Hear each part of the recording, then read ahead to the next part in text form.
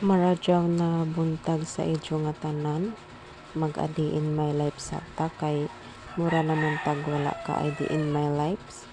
Tapos sa pagmata nato sa buntag, ang ato nga buhaton magkape sa ta. Tapos habang nagkakape lantaw-lantaw sa gawas, pahangin ginagmay, relax sa kay nagkape lagi.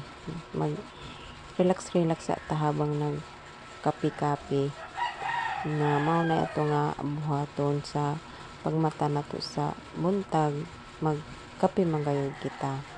So pagkahuman nato magkape, kay human naman ta magkape, magnilig na pud ta ginagmay kay na may mga abog sa diri sa may sala, dako ra ba diri nga sala, mayo na laman na makuhaan ang kinamugwangan nga abog ato sa nga siligan ginagmay kay para malimpyo pod lantawon, para may mamilit sa tiil nga mga abog. Nilig ta diretso sa may kusina kay para makuhaan pod ang mga abog dito sa kusina.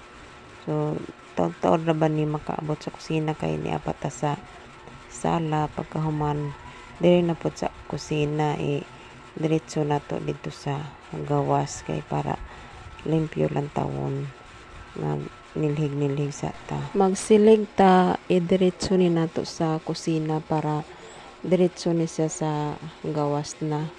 Apilon nato dire sa kusina, sa kutsina hinon. Iapil nato dire sa kusina ang pagsilhig kay para limpyo tanan, dili ra ang sala pati na ang kusina na malimpyohan sab nato. Diretso na nato ni diri sa gawas kay para dili pa. So di anan. Pagkahuman nato, diretso diri sa kusina ang ato nga sinilhig para limpyo siya kay gikan man sa sala padung diri sa kusina ang ato nga pagsilhig kay para limpyo gayud siya.